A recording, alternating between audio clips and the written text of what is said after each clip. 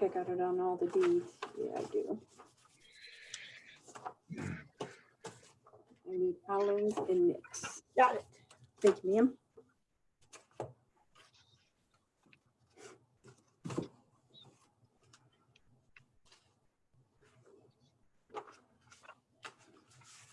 John, you look too serious. There's a smile.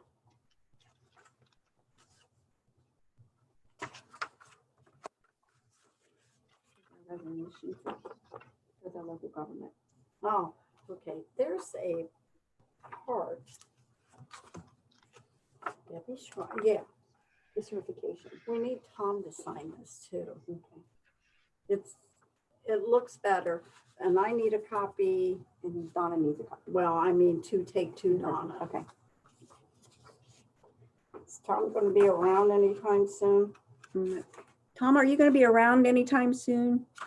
Around where? Here. If you want me to. I need signatures. Oh, on that, oh, is that the thing I can sign and scan? Local government fund. Say that again? The local government fund each year we Yep. have to do. Yeah, yeah. Can Yeah. I'll send it to you and have you sign it and send it back? Yeah, that's great. Or I can sign, yeah, that'd be fine. I'll do that immediately. And I can scan it if you want too. Okay. Yeah. Good. I won't be in tomorrow because Dennis has a doctor's appointment, but I will get it to you. Great, thanks. Thank you. Oh my goodness.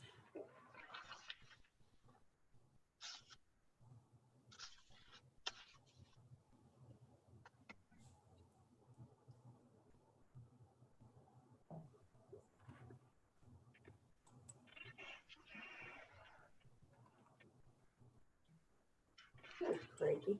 I wonder where he was. There's a birthday boy. Jeffrey. There's Craigie. Hey, Tom. Loretta here. If I can ask you a quick question on this sewer easement, is that something that we can record, or I should just mail it to you? I don't know. Eddie, how do we get our faces on here? Hey, so let's see, send you a request. Start. Yep. Oh, Now our pretty faces are isn't on that a this. scary sight? Here you are. There we are. Can you hear me? This is Loretta. We hear you, Loretta. I can hear you. Okay, so Yeah. Tom, did you hear my question before? No, I heard all kinds of garbled sounds. I don't know what's going wrong. I need a new microphone. I can hear you very clearly now. Okay, I have the sewer easement. Is that anything that we can record, or I need to just mail it to you and you record it? I think if you mail it to me, we'll record it probably by mail. We'll take care of it. All right, thank you. Thank you.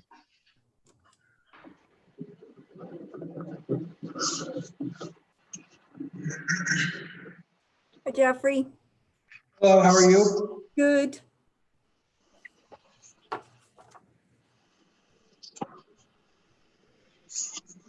Chief Jeffrey's in the Buckman, you dark. have really some good visual there coming in. You look like a shadow essentially. Yeah, Let me- he's in let me- hiding. He's in Let me hiding. move. There you are. I kinda I was like it. fine. I like it the other way. I was fine with the shadow. It beats just the audio. I couldn't believe we got a video of you this time. Well, instead of having flames coming out of my head, I was gonna be the shadow man. How was your birthday, Jeffrey? It was very nice. Had excellent weather, so thank you.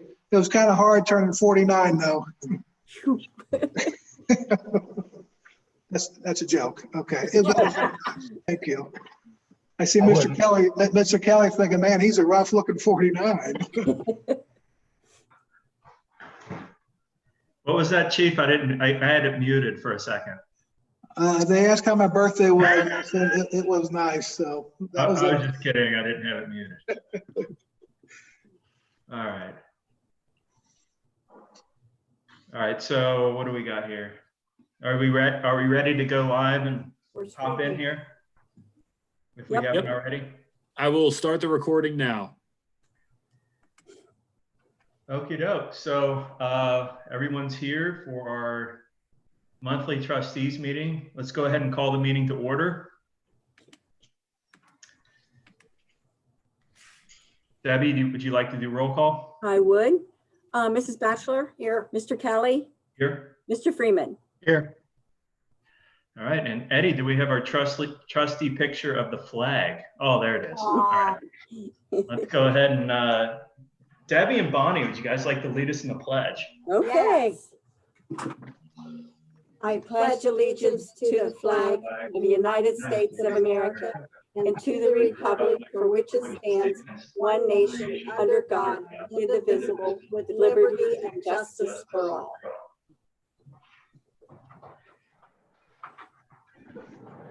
All right. Well, unfortunately, here we are once again in another Zoom meeting.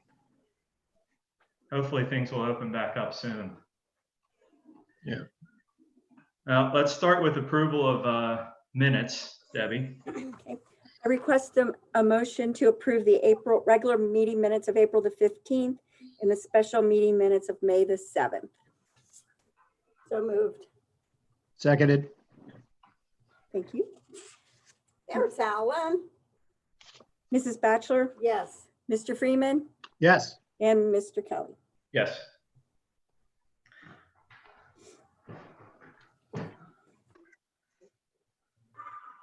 All right. Did you do both of them, Debbie, or? I sorry. did. Okay, I good. did. So then we'll move on to public presentations. I assume we don't have anything there. Speak now. Okay. Old business. Start out with the Village of Amelia update. This is always a interesting one. Tom, I'll let you go ahead and fire on that unless Bonnie or Alan, you guys got anything before Tom says? No. No, not today. All right. Well, the two important things are, number one, we had a follow-up meeting with the state auditor and the different people who normally participate in these meetings. We had that meeting on Monday, and Loretta and Adele from Batavia Township have prepared a summary of the discussion. And I believe that summary has been posted on the township's website. So anyone who wants to know what was discussed on Monday's meeting can see that. Number two is that the Village of Amelia has filed a declaratory judgment, which is a lawsuit that asks a court to either interpret a confusing contract or a confusing statute. And what they're saying is that no matter which council they seat, they're subject to being attacked by the other council, the incoming or the outgoing. And so they've asked the court to determine which council and which mayor should be seated to wrap up the affairs of the Village of Amelia. And so that just got filed a couple days ago, probably, I think it was yesterday. So that is a public document. Anyone who wants to look at it can see it. We and Batavia Township are named as defendants in the lawsuit. And I'm not certain why, but I know they labored over that issue, and I haven't been told why we're included, except possibly they feel that the two townships might want to weigh in to give assistance to the judge. But frankly, I don't know. We do know that the state auditor is not included as a party to this lawsuit. In a declaratory judgment, it can go very quickly if a judge can schedule it quickly. We also know that it's legally possible for the parties to resolve it, but that would take quite an effort on their part and some creativity on their part. And we are not in a position that we can influence that one way or the other as to whether they can work something out. But I think creativity would be necessary if they're going to resolve it among themselves. That's pretty much it as far as the headline issues concerning the dissolution. Thank you. Thanks, Tom. Bonnie, Alan, you guys got anything? Just simply to say that you know, at a certain point, and Tom can concur with this, you know, we did try, speaking of coming up with a solution, we did fly a solution by the auditor's office, which was shot down. So that's kind of left us with little or no path other than to get a declaratory judgment to blow past the state auditor's office. Would you say that's about right, Tom? I'd say that's about right. Yes. Tom, does, well, twofold question. What exactly does it mean for us to be named defendants? Number one. Number two, do we have any choice in that matter, or are we just brought in whether we like it or not? I think what it means is, what they're saying is that we have a financial stake in the outcome. And the reason we have a financial stake in the outcome is because the state auditor's interpretation of the law is that the village council has the right and the obligation to settle claims and to impose or disimpose, if I can create a word, the tax, the income tax. So if the village council settles a claim and for what we consider to be an outrageous high amount, that hurts us financially and it hurts Batavia Township financially. So I think we are defendants because we have a financial stake in the outcome at the end of the line once everything is resolved. And no, we didn't have a choice in it. I don't know that we'll have to actively participate in anything. If somebody wants us to testify, that would be up to you three trustees, whether you want to take a role in it and take sides in the controversy. But you don't have to. You're not in a position where you're forced to. So hopefully I answered your question. Yeah, thanks, Tom. All right. Well, let's see. I would move on to the other business, but I feel like we're going to have some kind of input here, so we might as well go ahead and open this up to if we got other public comment. So let me pull up my participants. All right, anybody who wants to comment on this matter, if you want to theoretically raise your hand, we will have, I don't know how you put that, we'll call on you. So anybody else? Comments? Yeah. And yeah, so there's the raise your hand capability on the managed participant panel. And also if you're on the phone, you can press *9. *9. And I think Ms. Garber has raised her hand. I don't know why I'm not seeing it on here. She's muted, I think. Yeah, she's got to be unmuted. Again, you guys have the opportunity to mute me. Sorry, Renee. I wasn't. Eddie, make sure I'm getting all. I didn't even see the raised hand like I normally do. Okay. Go ahead, Renee. Sorry about that. I don't know how much I can talk to about the lawsuit. And I think we went to the Batavia meeting last week too. And I think what we brought up to them is, you know, pretty much we've been left no choice in a lot of this. We didn't, a lot of what the lawsuit states did not happen. And I think you all know, and I'll probably be doing a public request for some of the audio from the November and December meetings from you guys, where Tim and I both requested how we would be able to get sworn in, and that communication that was between all of us. you know, this is hard because we want this to end too, but on the same, you know, and I don't want you guys to have to testify either, but we would hope, you know, that you've seen our dedication to this and how we want this to end.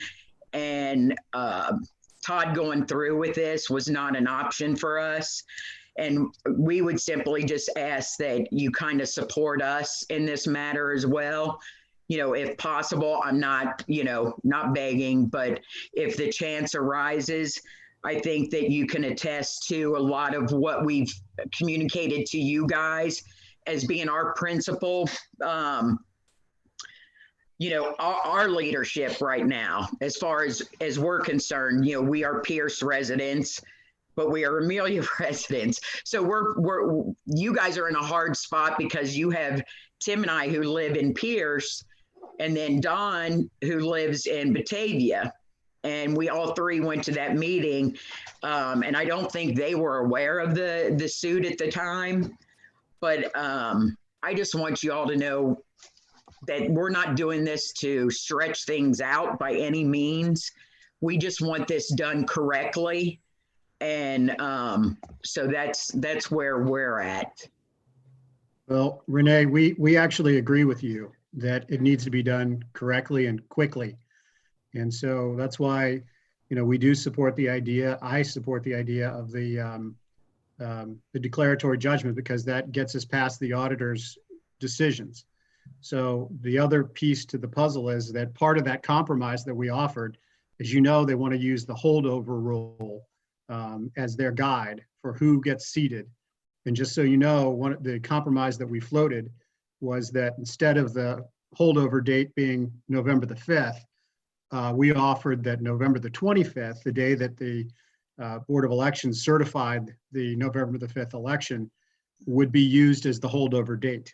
So that way it would allow for the new people to be sworn in, and that was rejected. So just so you know, we've put a pretty strong commitment behind trying to help out and do the right thing.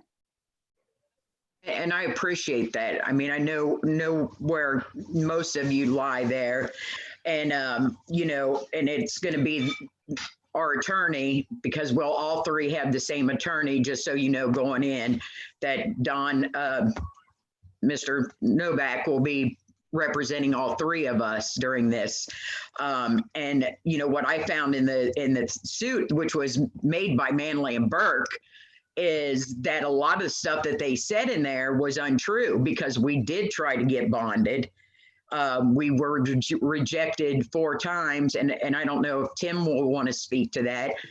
We even put our $100 up the other day, and we were told, because of Faber's decision on the email that I'm sure you all got, said that we weren't bonded. And, you know, my philosophy is, this doesn't come from the attorney, but when we were elected, we were elected to the village. The village should have reached out to us in some shape, form, or fashion to either let us know that we needed to be bonded, because we would be their responsibility at that point.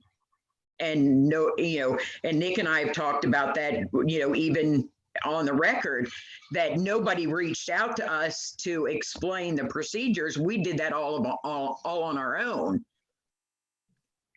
Well, and I think also when you go back and look at the audio and, you know, the files from those meetings, our meetings in November and in December, I think you're going to find that we've had that conversation. You know, nobody got a hold of you. Nobody told you anything. Right. And so, yeah, I think you'll find that information will be in those files. Thank you.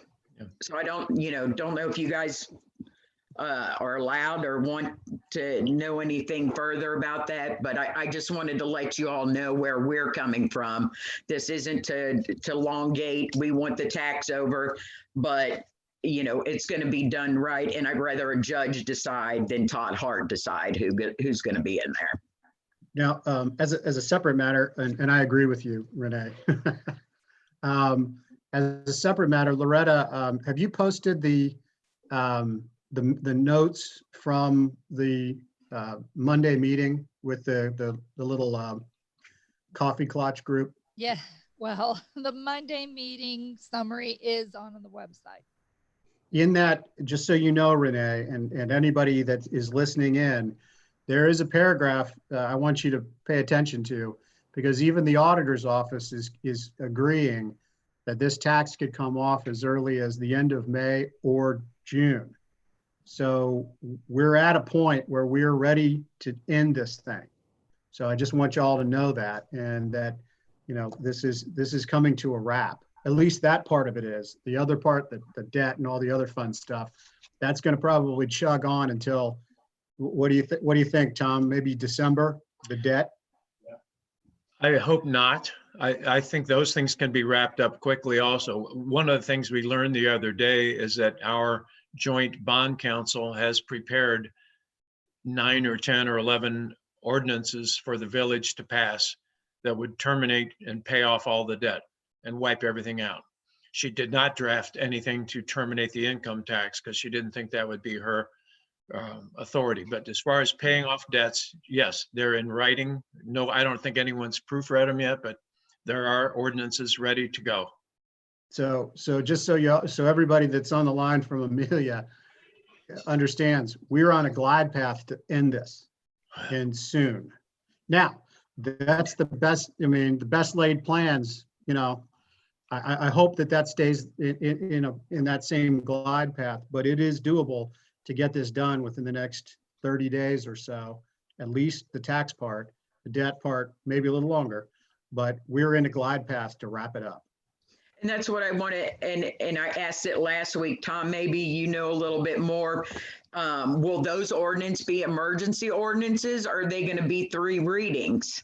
I don't know. I haven't looked at them. No one's shown them Okay. to me, but I would bet a quarter at least that they would all be emergency, because they would all have to take effect immediately in order to pay off the debt. And I think in this case, it would probably be a valid emergency if it's a matter of getting things done quickly. So There's something new and different in the village of Amelia. It's a actual emergency. Yeah, I know. Good point. Good point. Yeah. Yeah. Oh, well, could I add one more thing, Nick? Yeah. One of the things Renee had asked for is that the trustees assist, and number one, nobody knows when and if there will be an actual hearing. But if an individual trustee wants to testify in his or her individual capacity, you certainly have a right to do that. You would probably be doing it individually, but certainly your opinion matters to a judge since you are elected officials of the township. So everybody has a right to testify, and either side has a right to subpoena witnesses to say whatever their opinion might be. So yeah, there could be a lot of people testifying if there is a hearing. Yeah. Thank you, Tom. Yeah, I think, you know, from my perspective, I said it before, getting rid of this tax is priority number 1 for me. And it's for the people and the citizens of Amelia that are continuing to pay this tax in an unjustifiable manner, as far as I'm concerned. You know, and the financial hardships that a lot of folks are facing at this point and things like that, it's just, it really needs to go. So I think we really need to navigate, and it's been a roller coaster for all of us. It's been kind of like trying to navigate your way down a set of rapids. You know, you kind of have a little bit of a control, but not much. And you just try to make adjustments as you go and do the best that you can. I think we all have good intentions, Renee, your group included, and I hope we can all work together on this. Get rid of this tax is really the number 1 priority for me, and how we go about that has been really uncertain. I mean, our path has changed several times because the environment continues to change and the rules continue to change, but hopefully we can continue to work our way through this. And then obviously paying off the debt for me is priority number 2, getting this debt paid off, and that's going to move us along to wrapping this thing up, hopefully. Well, Nick, I think too, for us, from the very beginning, we have tried to do what advice we got from the state auditor's office, and it's changed so many different times that it's just put us in limbo also, the same as the residents of the village of Amelia. That's true. It's been very uncertain. It's very hard to say, okay, all you got to do is this, that, and that, and you can solve this problem. It's do this, that, and that, and we try to work toward it, and then all of a sudden, well, that's not really what you're supposed to be doing. You're supposed to be doing a whole nother set of other things that isn't the path that we originally thought we were on. So it's made it really difficult. But Yes. I'm committed to continue to work toward it as best that we can. All right. Oh, Renee, sorry, you're muted. He's not sorry. He just said that. Yeah. Like the Reese's commercials. You guys are gonna want to do this every meeting now, just. The other question I had and another discussion was, and we just got it in a records request dump, was the ESID. Do we know if that is something that is gonna stay with the village, or is that a contract that can be gotten rid of? Because that's to the tune of $14 million. Tom? I can answer that. What we were told is, and this is also confirmed by Brenda Weimer, the joint bond counsel for both townships, the ESID is in place and the village has nothing to do with it anymore, and neither will the township have anything to do with it. It'll be handled strictly through the county.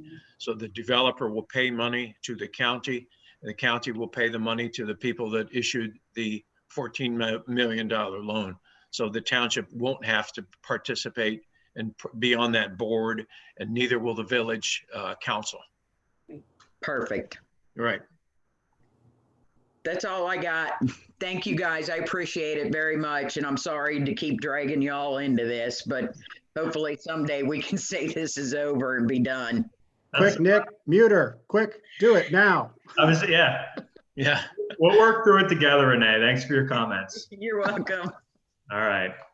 I did just mute you though, too, by the way. Okay. Anybody else on this topic? We got a Tim Rosser has raised his hand. All Tim right. lost. Wait a minute. Manage participants. I'm not. Eddie, can you unmute him? Eddie's taking control of the meeting, Nick. I know. I don't see raised hands for some reason. So Now Tim, there's Tim. There's Tim. the list, if you have to scroll a little bit on the list because there's so many participants. Yeah, I know. I'm scrolling and I see him, but I don't see the raised hand. I feel like I'm acting older than I look, you know. What is it? What is it my kids always say? What is it my kids always say? Okay, boomer. I want to know how you get a mute button, and then we can use that for Alan instead of kicking him. I missed that. We'll All be right. back together soon. Don't worry. Sorry about that, Tim. That's all right. Hey, Poor Tim wants to ask a question. That's all he wants. yeah, that's all. No, hey, based on the ESID, now I've done some reading up on ESID, and I'm far from an expert, but being that the ESID was set up, I understand in early 2019, that draws from a pool of tax dollars for Premier to be able to pay off their loan of the 14 million. Will that have any effect with the TIF? If Pierce Township chooses to TIF the Premier project? I can answer that question if you Yeah, like. you answered. Go ahead, Loretta. The ESID actually involves a special assessment. So that is an assessment that's above and beyond any property tax value. That's a voluntary situation that the owner who benefits from these special energy improvements is paying for, because they're allowed to borrow this money and finance it over time at a favorable rate. So it is entirely a separate assessment above and beyond. So it doesn't impact the underlying property taxes or property tax value. So it's definitely not coming out of the same pool of monies. Correct. No, we should be okay with that. Okay. It's paid directly by the property owner. And again, Okay. it's collected through the county as any other special assessment is. And then in this case, the county has agreed to pay the bondholder directly. Okay. because it was kind of confusing how some of them, how it reads. So I just wanted clarification. But I do want to say I appreciate the three trustees supporting us, through this whole process. It's been difficult. It's been long. It's been drawn out. We want it over, just like what Renee was saying. We want this over as soon as possible also.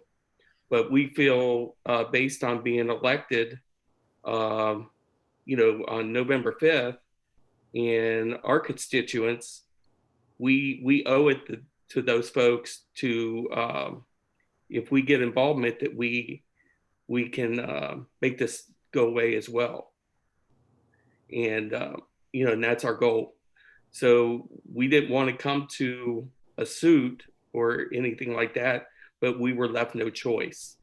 And that's pretty much, I don't want to go any more detail, but the thing is, we do appreciate all three of you.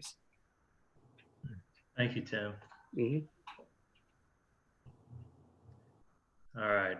Anybody else on this topic? Yeah, let me add one more thing, if you don't mind, on that ESID question. I think the idea, the E and the S stand for energy savings. And so if you're building a house and you use normal house materials, you have to pay for your house yourself. But if you spend a lot of extra money and have super insulated walls and super insulated windows and all kinds of energy saving items, it's going to cost you a lot more. And you can use this, by analogy, use this process to create an ESID. So theoretically, your building that you're building through the ESID should be worth a whole lot of money because you're using the highest technology and energy savings. So it may indirectly assist the township by enhancing the property values and therefore enhancing the tax payments that come to the township, theoretically.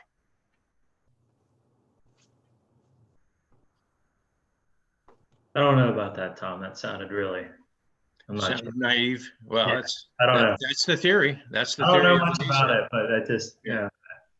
All right. Anything else? All right. I don't see any more hands, but I haven't been seeing hands. Eddie, do you see any hands raised? Yeah, I don't see any. Okay. All right. So let's move on to on the green updates. And I know we haven't had a chance to talk about this much. We really aren't in a position to, or not in a good position to get everybody together on this, though we could if the situation persists. But let's just start with Chief Bachman. Can you give us an update? Is there any, what are your thoughts there? Like you said, we haven't met since the stay-at-home order. So I know Eddie's been in some contact with Gene and Dave, and I did pull the runs from March, and they were high. They were 34 for that month, and then last month was 28.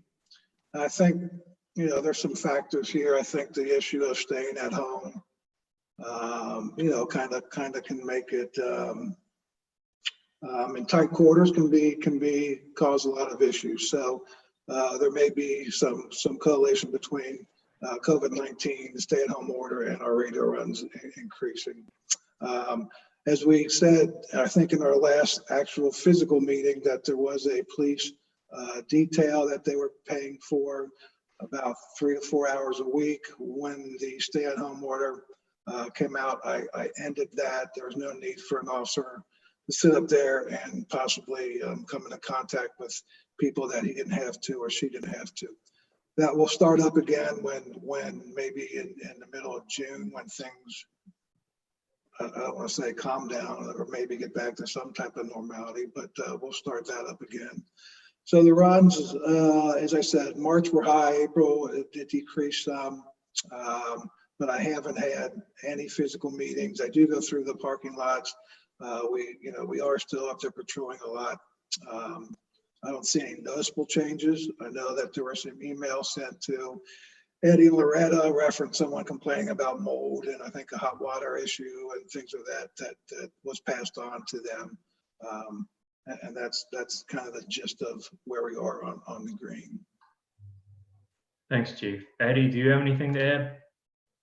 Yeah. So Chief Bachman is correct. I've been in fairly consistent communication with David, who is the manager on site, as well as Gene, who's been working very closely with us. They have been working through a couple of issues that are more internal, mold, raccoons in the wall, some things like that we've been communicating with the health department, building department, and Gene last week committed to following up with us as far as his progress on remedying each of those complaints that we've gotten. We've gotten complaints through Facebook and things like that. So we've been tracking on all those fronts. Been going through the parking lots as well, making sure that disabled vehicles aren't being left on the property. They've been pretty consistent on that. But otherwise, the last time that we had was, of course, we were scheduled to have our primary update to get a kind of a progress report from Gene and staff. That's obviously been delayed, and based on our discussions, Trustee Kelly, I think you mentioned tracking on that and perhaps getting a meeting set up in person if possible, or Zoom, worst case scenario sort of thing. But we're definitely keeping that on the calendar. We're behind the ball already on this a little bit. We offstaged that meeting due to the circumstances, which is understandable. But at this point, I mean, COVID or no COVID, depending on how things play out here in the next month, they need to get in and we need to meet, because too much time has passed, and it's just something that we need to stay on top of. And folks are going to wonder what we're doing. Well, you guys are continuing to work on it, but if we don't communicate that, it's not going to be well received. So I think we need to get them in, and we'll kind of maybe let the next week or two play out. And when we get closer to our next meeting, our next monthly meeting, we kind of see where the environment is at that point, and how things stand, and we can kind of assess what we want to do. But if it's a Zoom meeting, it's a Zoom meeting. You have to call them up, you have to get them links, and we'll have to do it Zoom. If it's not and it's in person at that point, great. But let's be in a position to have another meeting with them here within the next month and a half, I'd say.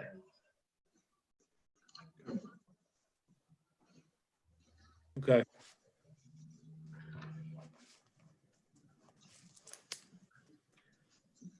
All right, anything else on the green topic? Nope. Oh, parent fence. No activity at this time on the parent fence. No, and I have not contacted them recently, not since COVID. All is quiet on the parent fence front. New business, Debbie. I request a motion for approval of the payment of the payroll for the month of April 2020 in the amount of $483,105.16. So moved. Second. Mr. Freeman, Yes. Mrs. Batchelor, Yes. Mr. Kelly. Yes. I request a motion for approval of the payment of the bills for the month of April in the amount of $230,672.99. So moved. Seconded. Mrs. Batchelor, Yes. Mr. Freeman, Yes. Mr. Kelly. Yes. I request a motion for resolution 2020-013, a resolution authorizing adoption of the alternative method of apportionment of the undivided local government fund for calendar year 2021, that per the Ohio Revised Code 5747.53 excludes the approval otherwise required of the legislative authority of the city located wholly or partially in the county with the greatest population.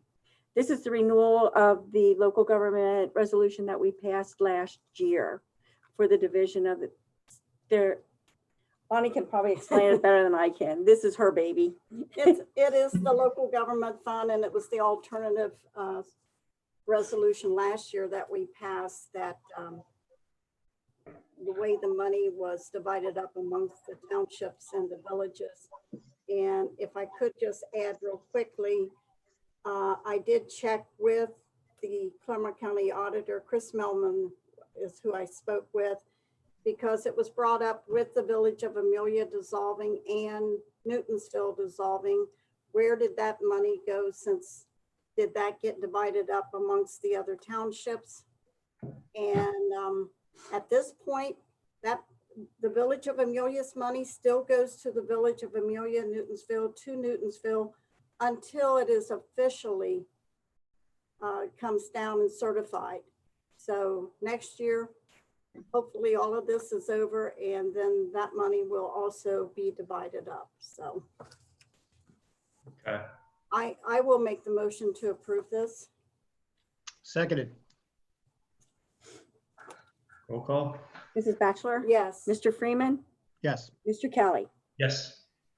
I request a motion for approval of an agreement with Custom Design Benefits to provide family leave monitoring services previously provided by CareWorks Sedgwick for one-time setup fee of $1,000 and a minimum cost of $225 a month or $2.25 per employee.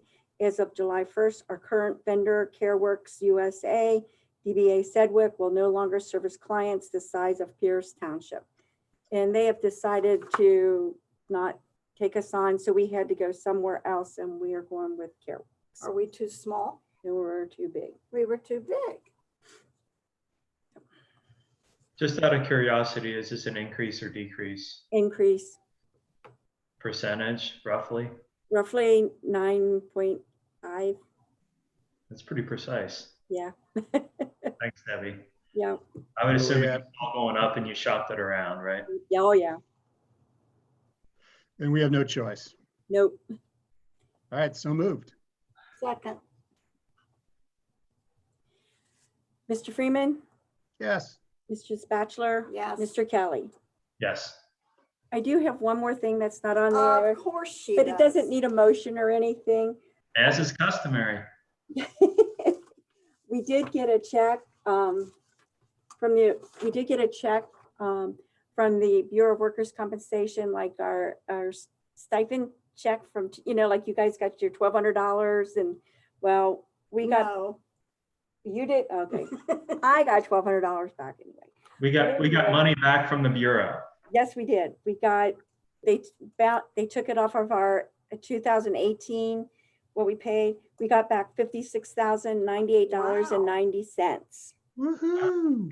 Yay. So just wanted to let you know. Appreciate it. Okay. So that's a happy thought. Yeah, definitely. It's always nice to get money back. Doesn't happen very often. Yes, it is. You can add one more thing like that every meeting if you want to. I wish I could get that every meeting. That's all I got.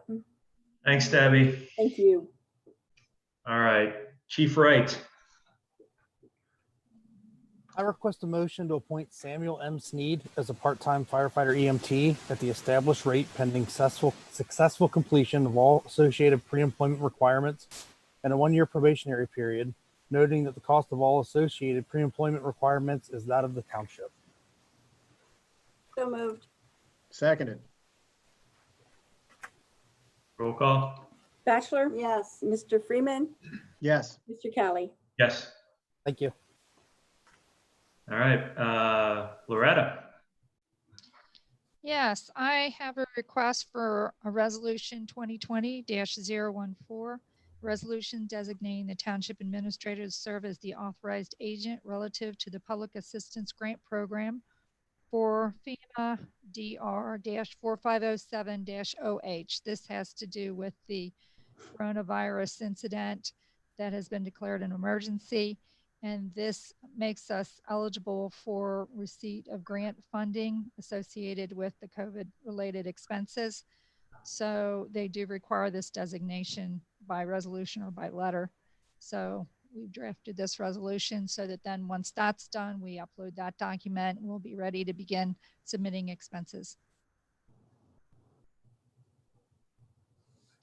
Okay. Okay, so moved. Second. Roll call. Mr. Freeman, Yes. Mrs. Bachelor, Yes. and Mr. Kelly. Yes. All right, Loretta. Well, it's that time of year when we have our renewal of employee health insurance. We're still through the Center for Local Government Benefits Pool for the plan year August 1, 2020 for 1 year. The increase is a cost of 9.9%. That's maintaining the same two plans that we have always had available, and it's the same increase on each one of those two plans. Everyone was fairly pleased that it was less than 10%. We were very fortunate last Barely. year. This year it's a little more.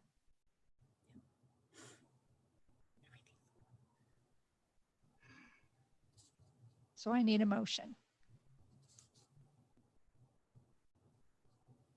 So I have a motion to pay more.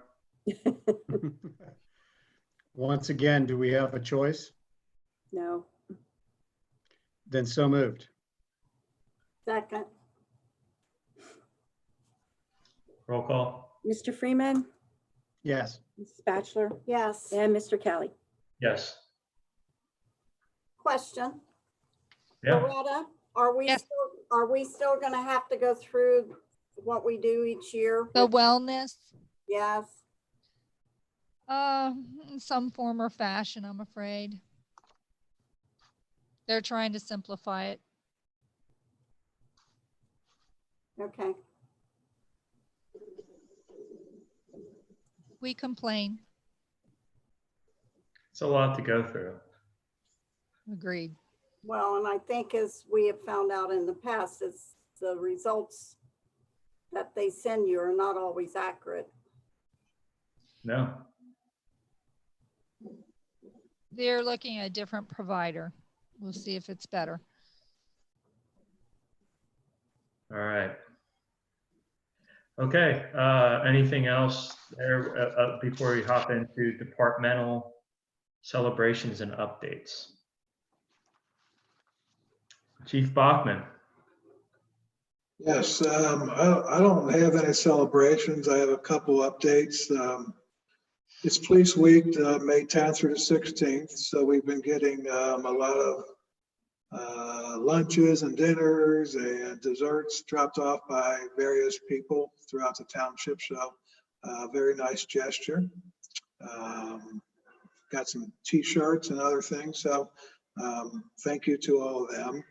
And we have a drive-through up in Hamlet called the Pit Stop drive-through for refreshments, drinks, what have you.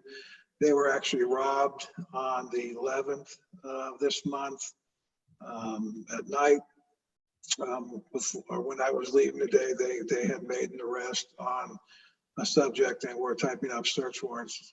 So I will update you further, but it looks like they had an arrest and the case will be closed today.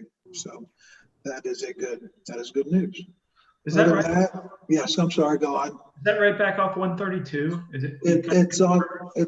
It's on 125, right in front of the trailer park. Okay. And park the old bank that's now vacant. It's right in between that. So up there in Hamlet. It's got a race car on the side of it, Nick. Yes. Thanks, Alan. Yeah, I've seen that one before, but there was one that sat back and I wasn't sure on the Right. We did have one on 132. You're correct.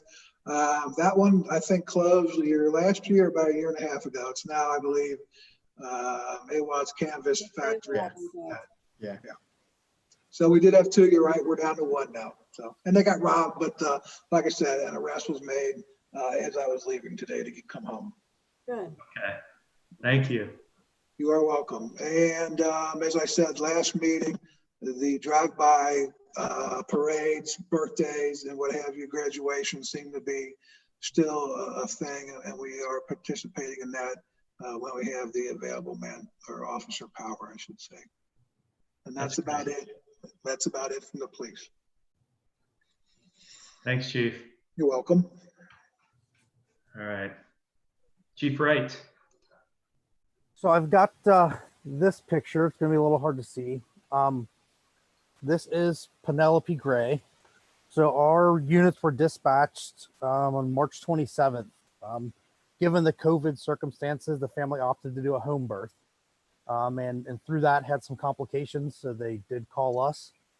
Our units responded and took care of the little girl and mom and took them to the hospital. So we got this card with a picture on her with a nice message from the parents just thanking us for taking them to the hospital. Actually, I'll read it to you real quick.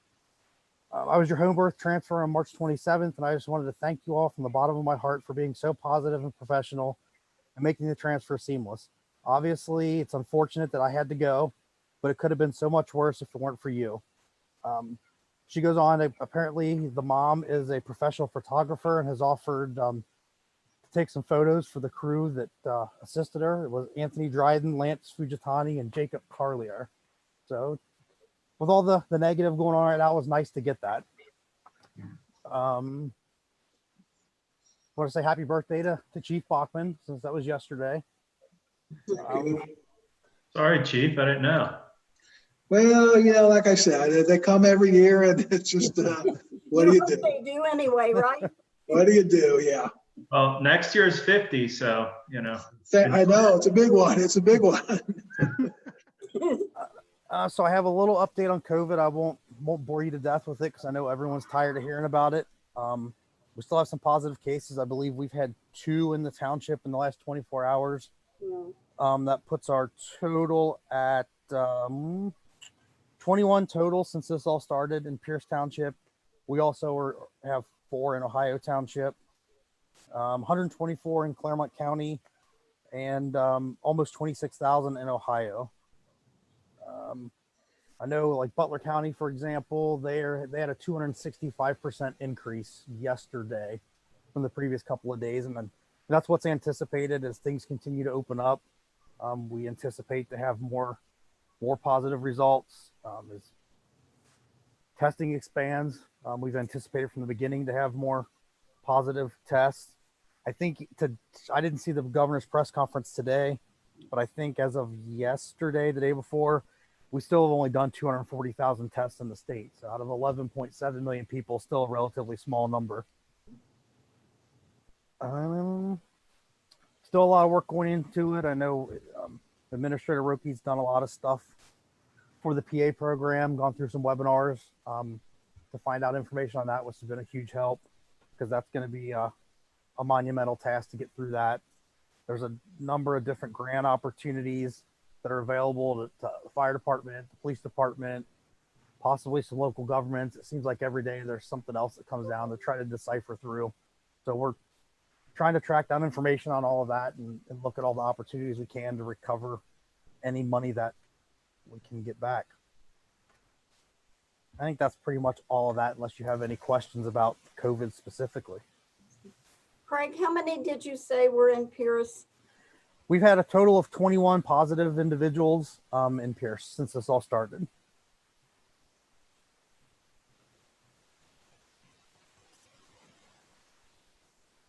All right. Service Director Kohler, do you have anything? Today we had a pre-construction meeting with J.K. Muir, who is the contractor that is going to be doing the repaving and kind of the widening, putting in a turn lane on Jenny Lind at Sedona Ridge. They look like they're going to try to get started probably like around July 5th or June 15th. There will be some road closures coming with that as far as the stretch between Locust Lake and Cole Road. So there will be a little bit of inconvenience factor of it for about 2 weeks. And then on Dorado Court, we have gotten to, we had a Zoom meeting with the residents, and we're pretty much all good to go on getting that taken care of this year on the culvert pipe replacement back there. That's kind of a little bit on the larger scale of culvert pipes to do. But I'm just waiting on, we need to get the 2 residents to sign that we can work out of the right of way on that. So I don't know if, Tom, do you have any Do you have any update on where those are at? No, no. I'll talk to Loretta about it, but no. Okay. Other than that, I'm pretty much, we're just rolling along. All right, John. Thanks. And if I could for a second, wanted to mention the Beckjord partial implosion that occurred last Friday. Thank you guys for being there. It was very uneventful, no injuries, everything went as planned, no catastrophes. It was a lot of work in the weeks leading up to. I know Chief Bachman and I spent a considerable amount of time down there talking with them, walking around, reviewing various plans and emails. And so that is part of the phase. They do have an additional phase planned sometime late summer after they do some work to take down the 4 of the 5 stacks. Then there may be an additional implosion to take down the remainder of the building. They don't have a hard time frame yet. And then once that piece is done, the last phase of it will be to remove the largest smokestack on the end closest to New Richmond. They're still working through that piece as it comes out of the river, and they're not sure how they're going to take that down. They are still actively moving fly ash from the A and B ponds down to the C and C extension ponds. I think that is all I have about Beckjord, unless you have any questions about it. Thanks, Craig. I like how you thank us for just showing up when you and Chief Bachman and everybody else did all this legwork, and then we get thanked for just driving over there. It's nice to have the support. And then, I mean, realistically, if something goes wrong, then I can say that the elected officials were here. Thanks, Greg. I see how it works. Okay. Yeah, throw us under the bus. All right. Thanks, Craig. Thank you. All right, Loretta. Loretta? Sorry, I was muted. I was looking for that document for Tom. I'll just mention on Dorado Court, there are some temporary construction agreements that had been drafted. Were sent originally from Laura using some early drafts, and I can find what was forwarded and remind Mr. Keating what that was that is needed from John. There should have been some drawings attached to that. Secondly, I've been working on the Bradbury Road project and the temporary and permanent easements for that. So I sent Mr. Keating a lot of information this evening as well, that just as correspondence with the property owners saying that we need agreements for these, that there was a minor adjustment because the right-of-way width was different from what was originally seen from the records that were reviewed by the surveyors. So hopefully that's going to get over the hump, and then we'll be able to finalize those. We had an initial review by the Claremont County Engineers Department. Once that final review happens, hopefully we'll be ready to go to bid on that. I assume that the Parks Committee will give you some more updates as well, but I'll just mention to everyone that I today have in my hands the sewer easement necessary for the Learning Center. So we'll be ready to sign all the contracts on that. Nice. I think that's all that I have, unless there's something I've forgotten. All right. There, one, Nick, very quickly, Mr. Chairman, I should say. The one thing that we had talked, Loretta, about the Pierce Preserve and Trails. I did reach back out to Mr. Harris to try to schedule an appointment for John and I to go sit down and talk to him and walk through the site. And there's a couple of drainage issues they had with some other projects that they were asking about. I did reach back out to him. I've not heard anything back. So unless either you or John heard back from him, I just wanted to give you an update on where that stood.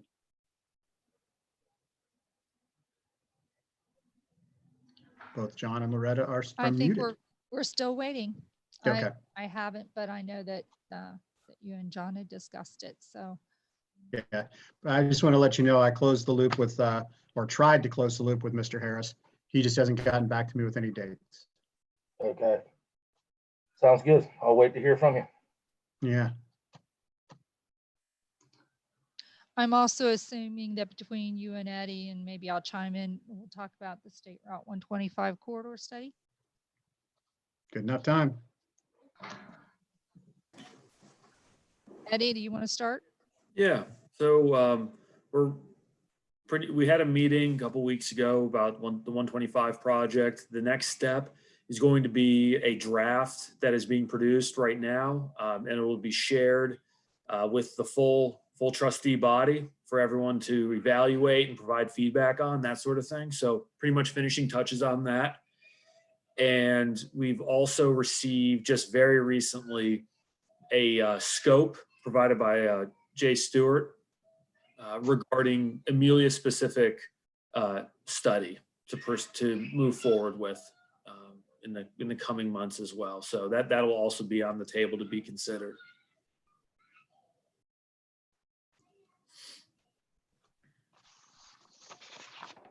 All right.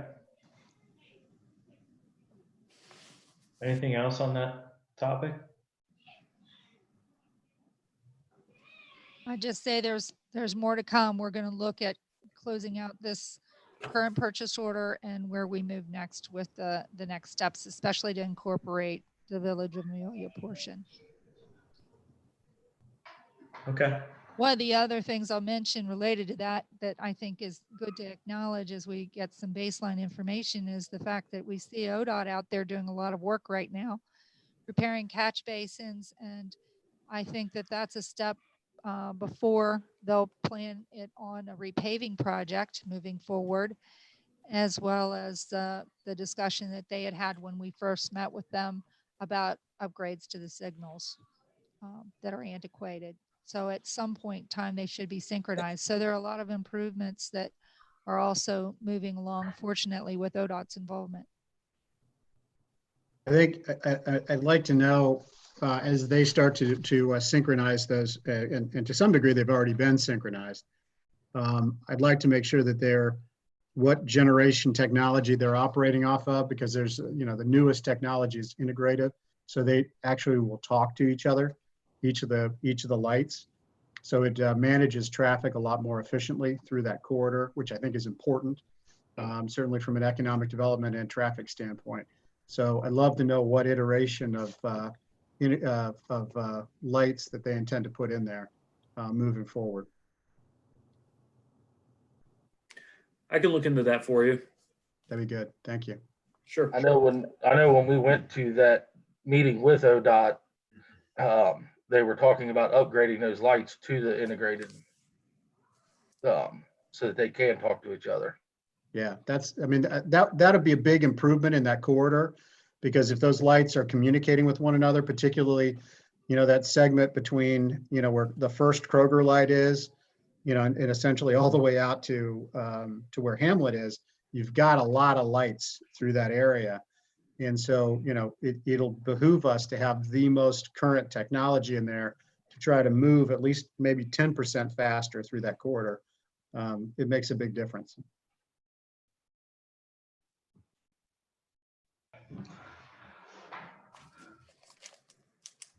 All right.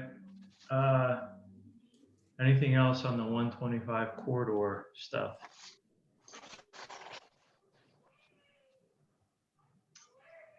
Okay, other business. Term expiring on zoning commission. Application deadline extended until June 3rd. Loretta? Yes, well, we only had one applicant and the zoning commission did not have a meeting anyway. So by mutual agreement, we went ahead and extended the deadline until June 3rd. So that is still up on our website. So if anyone's interested, we have a position that's open. That's a regular commission member's position, but we may or may not need alternates as well. So whatever people apply for to serve on the commission then can be considered for one or the other position. The other thing I did want to mention, I believe that Doug Dressy's on the call and he may be ready to also provide some parks updates. Okay, I Doug. don't think he raised his hand though. I got him unmuted. Doug, go. Okay. All right. Yeah, so the Parks Committee continues to meet via Zoom. We did meet at the beginning of April and we had our regular meeting last week as well. So we're, continuing to talk about the projects, and getting updates from Loretta. So that's good news to hear about the Legendary Run easement. Something else, there is another official Parks Committee position that's unfilled. And there have been a couple of applicants that Loretta shared with us last week. And so we'll see if some work come in. It's not, something that's necessarily pressing. We want to make sure, people are committed and that sort of thing. So we did have some of those discussions in our meeting last week as well. But a lot of, activity pending there with the projects, with the Learning Center, which with now getting contracts going, will hopefully get rolling here soon. And we also have the OKI grant project that the county is managing for the safety improvements and additional paved paths. That should be starting here before long as well. Another one that's out there, which I think John was working on, was the resurfacing of the basketball court and tennis courts, which was the Claremont County Parks grant. So John, I don't know if you have any update on that. Yeah, I talked to the contractor yesterday. With the way the temperatures have been so up and down, they were hoping to get in there while the parks are kind of somewhat closed so that they could get it done, but they needed the temperatures to kind of steady out for that type of surface. Yeah, well, hopefully we'll get there here in the next week or so. It's been kind of crazy lately, but so yeah, just looking forward to seeing those get rolling. And again, with people not utilizing the courts, it's a good time to do it. Just driving by, I mean, people are not using the playground every time I drive by it. People aren't using it, but people are out, using the park and, walking on the paths and hiking and that sort of thing, which is good. I think everybody through all this, needs to get out and get outside and enjoy that. So anyway, that's really all I have as far as a parks update. I just want to thank, the fire department and police department for everything you guys do, and especially through everything we're going through right now. So I just wanted to give props to our first responders. Thanks, Doug. Thank you. All right. All right, any public comment? I'm not seeing the raised hand, so Eddie, help me out if anybody has one. Yep, I'm not seeing it. But again, if you want to raise your hand, if you click on participants, you'll have an option at the bottom to raise hand. And again, if you're on the phone, *9 will raise your hand as well. All right. I'm not seeing anything. All right, thanks, Eddie. Sure. Let's see here. One other topic I wanted to bring up was I'm going to just throw this at Tom, I guess, to start out. We had a letter going back and forth with McGraw about the Premier TIF. Is that something we can discuss here or what? Yes, I suppose so. Yeah. Sure. What do you want to know? I mean, Loretta has been working with them, and they would like to have a meeting to discuss the future of whether Pierce can do a TIF. We have been told that the Amelia version of the TIF has substantial defects in it, and so we should consider it scrapped. And so if we want to create a TIF, the time is ripe to sit down and talk to them. And so Loretta and I have been talking, and we were, why don't I turn it over to Loretta and she can update you. Well, the other thing I would add to that TIF discussion is that Brenda Weimer is also working with Tom to get a response regarding when in fact we can put a new TIF on that land, because it is tangled in that transition period of being property taxes that are currently collected by the Village of Amelia versus when those property taxes can be collected as a TIF for Pierce Township. So that's another decision point that needs to formally be made before we know if we are in a position to even put a new TIF in place. And I don't know if that, process would include needing to make sure that any remnant of an old TIF, even if it wasn't valid, is extinguished. I don't know. I'm assuming that if it wasn't done properly, that we don't have to worry about it. But those are some of the finer points of law that we're walking through. In general terms, the requests that have been made for funding anything from the past, Pierce Township's not responsible for, and any claims such as that, the Village of Amelia itself would have to respond to. Moving forward, we want to host this new business to us and be as cooperative as we can, but we haven't identified any specific new public improvements to be funded with a new TIF. So that's a conversation that we haven't had. But again, the nuts and bolts of it are to find out when and how we can put a new TIF in place and capture the value that's growing there right now. Well, okay. I was kind of just fishing around if there's a topic we could cover. So maybe a little more specific. They sent a letter to our administrator, i.e. you, Loretta, asking about these, these improvements that were added on and what seemed to be a verbal agreement with Amelia, and you responded. And my question is really, Tom, shouldn't you be responding to that kind of thing? I mean, I know they addressed it to Loretta, but I just feel like that's kind of a predatory move there to see if they can get the administrator to respond in a way that's not appropriate. No, I think I can explain that. I am responding. In other words, Loretta and I are jointly writing a letter. The reason they're sending it to her is because when we passed our joint agreements, we set up a claim system.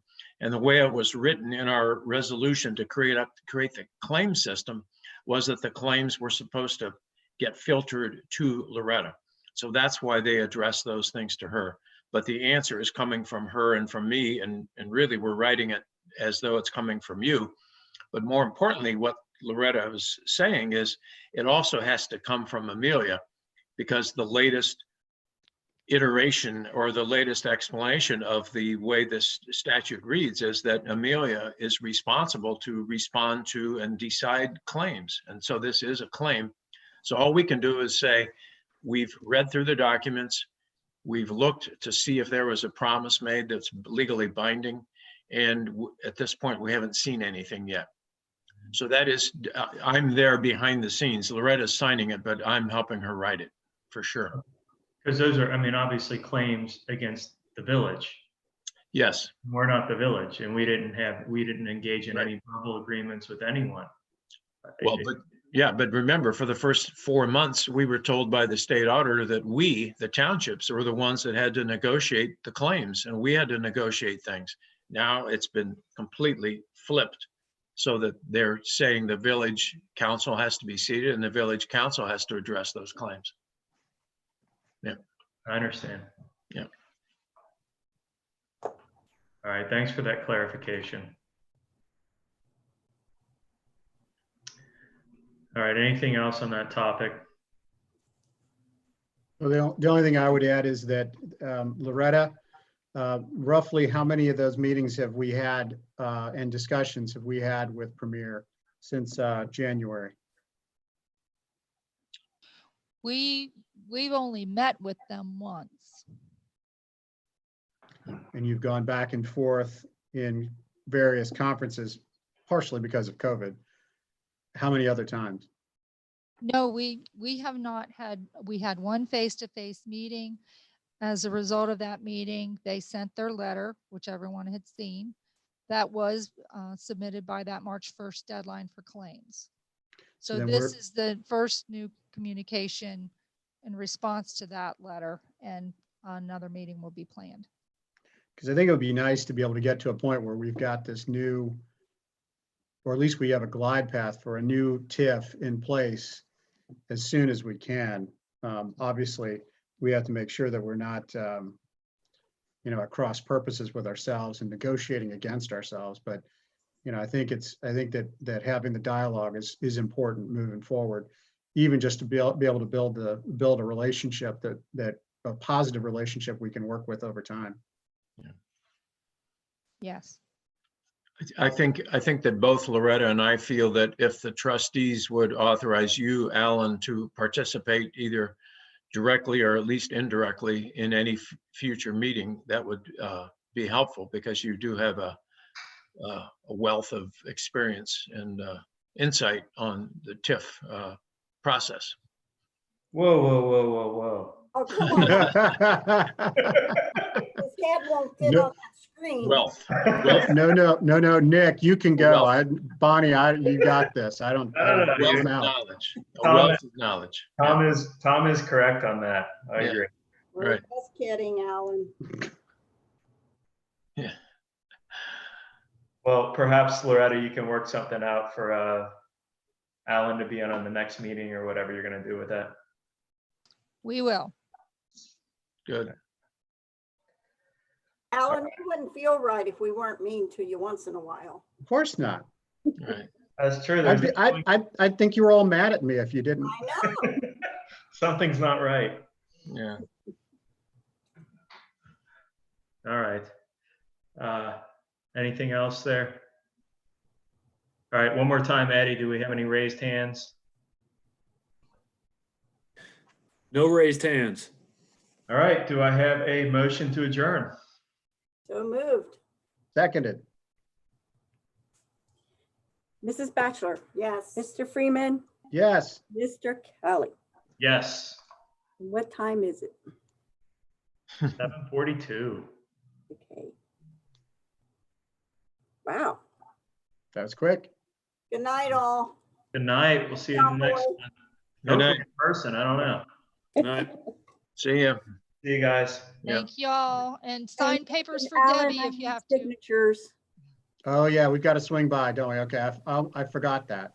I'll do it. Thank you. Good night. Good night. Oh, Oh, there's a big one of John Boy. hi, John.